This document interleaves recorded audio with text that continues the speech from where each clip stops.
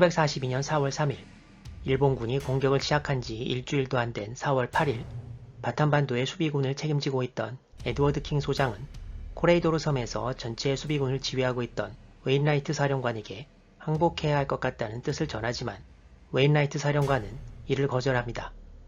그렇지만 결국 수만 명의 목숨을 구하기 위한 결론은 하나밖에 없다고 생각한 킹 장군은 4월 9일 새벽에 부관을 일본군 진지로 보내 항복 교섭을 시작하게 합니다. 웨인라이트는 킹 장군의 부관들이 출발한 직후에 이 사실을 알고 킹 장군을 호출하지만 킹 장군과 통화하는 데 실패하고 결국 맥아더 장군에게 이 사실을 보고합니다. 킹 장군은 오전 11시 일본군 지휘관과 제14군 참모를 만나 정식으로 무조건 항복하게 됩니다.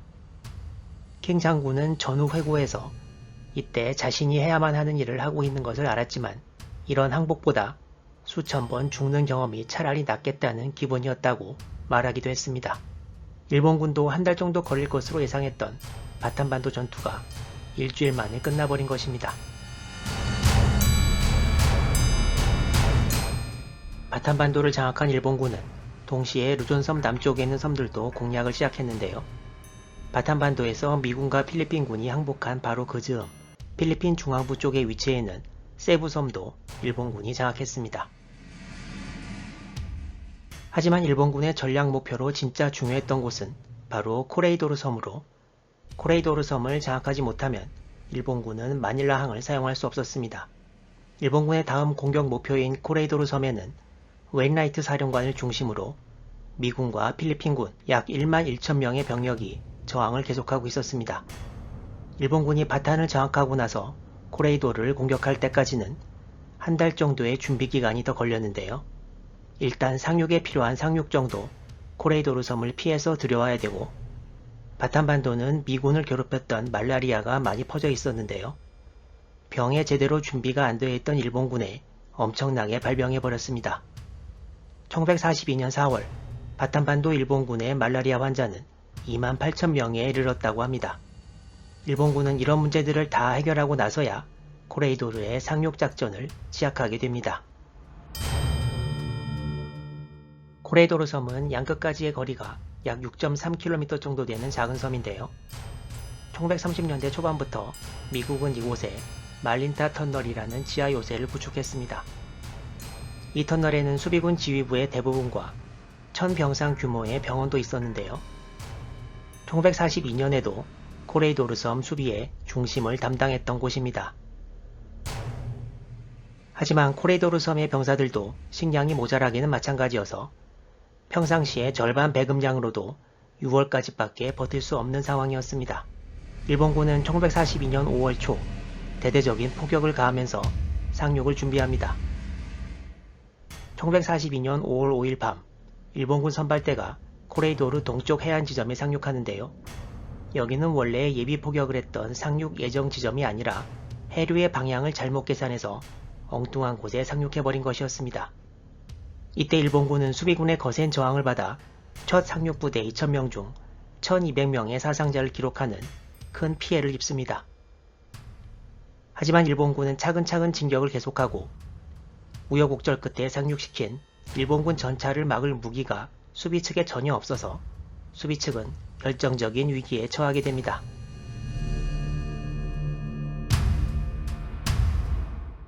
수비 측 거점으로 일본군 전차와 보병들이 계속 진격해오자 웨인라이트 사령관은 전투의 결과는 이미 정해졌고 시기만이 문제라는 생각에 결국 항복을 결정합니다.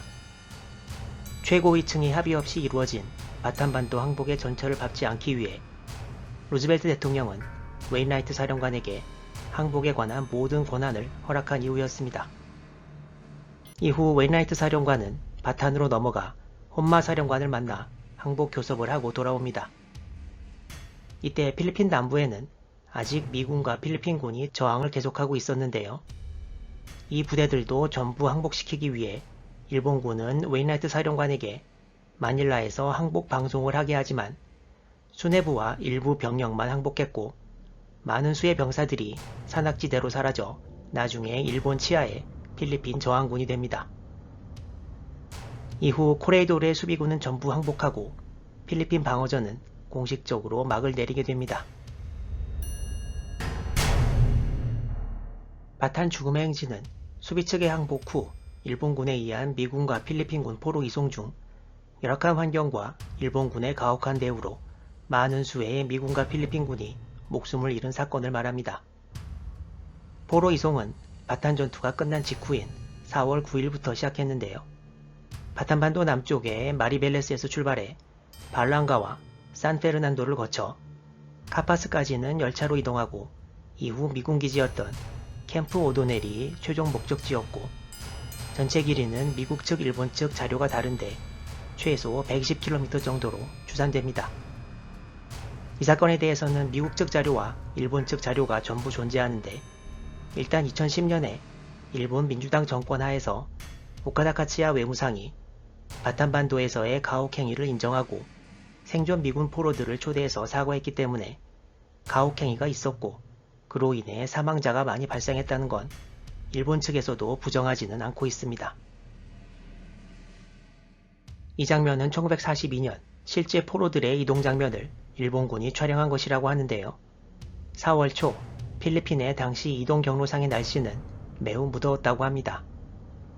이때 일본군의 가혹행위에 대한 미군 생존자 레스터 테니의 증언에 따르면 뙤약볕에 모자 같은 것도 없이 앉혀놓았다가 물을 요구하면 총으로 쏴 죽이기도 하고 화장실에 가야 하거나 탈진해서 걸음을 멈춰도 죽였고 포로 몇 명 중 누군가 한 명 쓰러질 때까지 차렷 자세로 뙤약볕에 세워놓기도 했다고 합니다. 또한 그야말로 아무 이유 없이 포로들을 대검이나 총으로 죽이는 일이 빈번했다고도 합니다.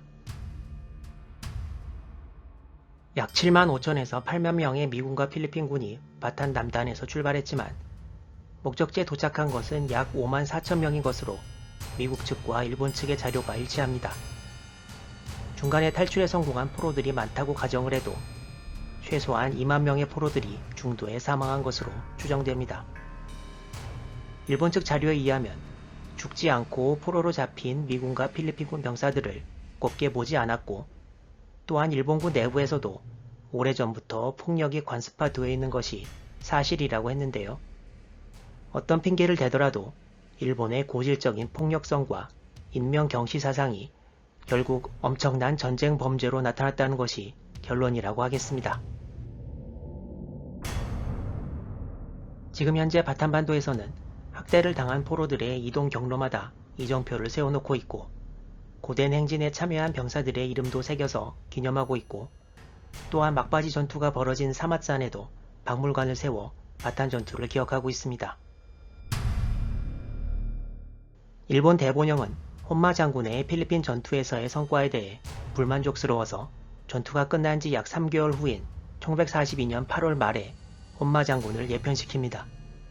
이후 혼마 장군은 1946년에 필리핀에서의 전쟁 범죄 혐의로 사형 선고를 받고 처형당합니다. 한편 포로로 잡힌 웨인라이트 장군은 필리핀, 대만, 중국의 포로 수용소를 옮겨 다니다 1945년 8월 만주에서 소련군에 의해 구조됩니다. 필리핀 방어전 영상 시리즈가 이제 마무리되었는데요. 지금까지 시청해주신 분들께 감사드리고 저는 다음 시리즈에서 또 뵙겠습니다.